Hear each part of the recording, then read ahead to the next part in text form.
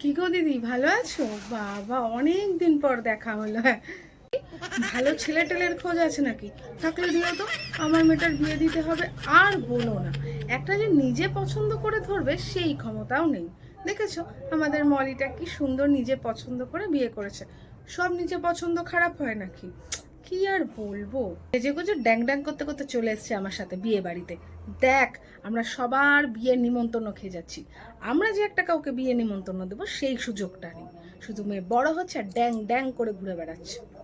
আরে সরছিস কোথায়? এদিকে আয়, শোন। খুব খারাপ লাগে নাকি? হ্যাঁ, আমি আসতেই বলছি, কেউ শুনবে না তোর কথা। তুই কি বুঝবি? তুই বুঝবি নাকি কিছু? তুই বুঝবি না, তুই মা হ, তুই তারপরে বুঝবি।